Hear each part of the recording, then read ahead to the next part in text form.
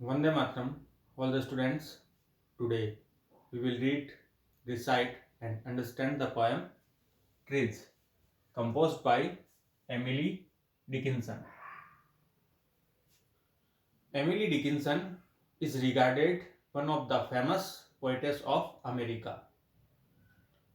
She wrote or composed 1,789 poems in her lifetime.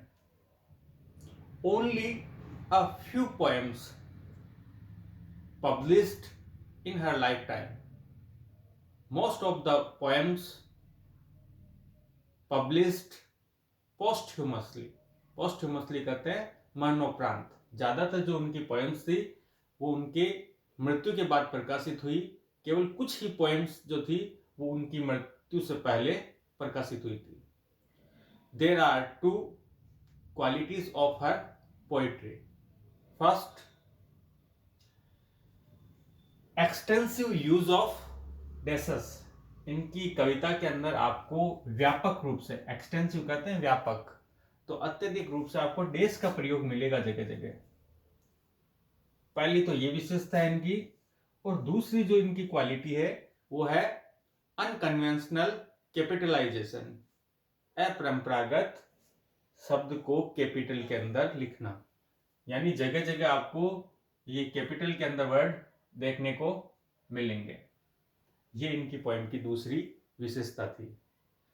इन्होंने जो life जी थी, जो गुजारी थी, वो किस रूप में गुजारी थी? एक इंट्रोवर्टेड के रूप में. इंट्रोवर्टेड कहते हैं एकांतवास में. जैसे हर्मिट होता है कोई साधु, वैसे इन्होंने एकांत में अपना जीवन यापन किया था.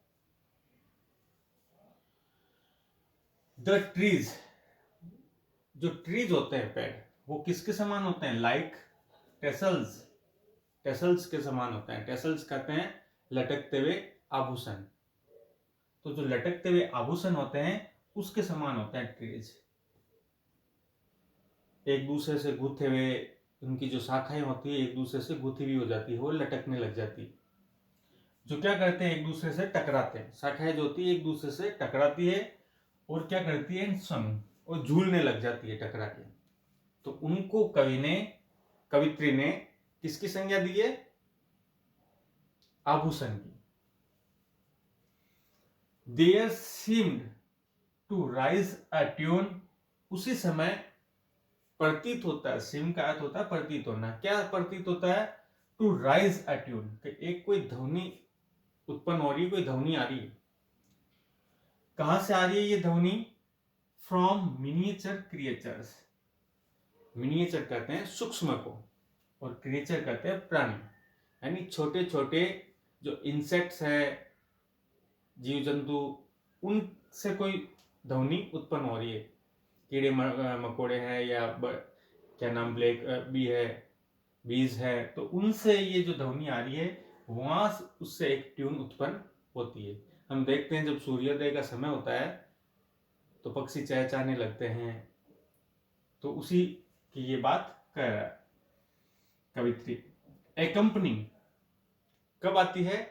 किसके साथ आती है? द सन, सूर्योदय के साथ. एकम्पनिंग का मतलब साथ साथ, यानी सूर्योदय के समय. For sultries of summer. ये जो ट्यून आती है इसका कंपैरिजन किया है कवित्री ने कि ये ट्यून किसके समान सुनाई देती है? फार साल्ट्री. फार का मतलब दूर. साल्ट्रीज कहते हैं जो चारण और जो भाट जो लोग होते हैं जो प्रशंसा के अंदर गीत गाते हैं, उन गीतों के लिए यूज में आता है साल्ट्रीज. तो ये जो गीत हैं किसके हैं? समर ऋतु के, ग्रीष्म ऋतु के.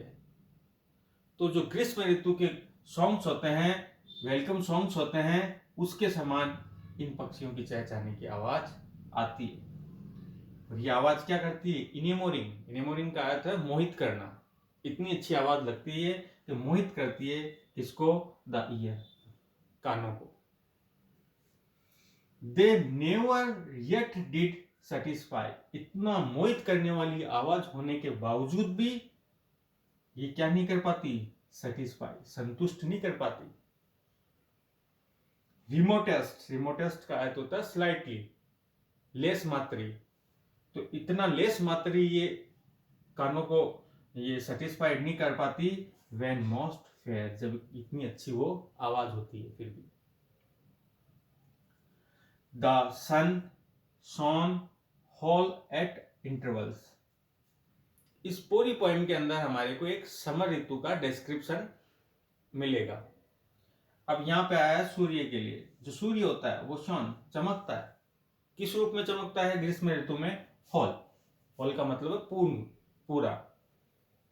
8 इंटरवल्स, इंटरवल्स का मतलब अंतराल के अंदर, यानी कभी तो हमारे को सूर्य जो होगा वो पूरा दिखाई देगा गोल, कभी वो हमारे को देन हाफ, उसके बाद आधा दिखाई देता है।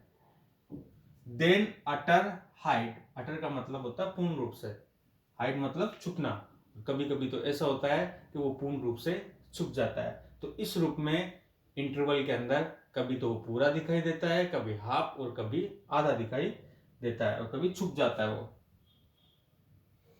एज इफ, जैसे कि यदि, हिमसेल्फ, यहाँ पे एच की कैपिटल में है, ये है सन के लिए, कि जैसे कि ये जो सूर्य है वो ऑप्शनल, वो कैसे है? ऑप्शनल, कि उसकी मर्जी है तो वो आए, उसकी मर्जी नहीं है तो वो दिखाई देना बंद कर दे।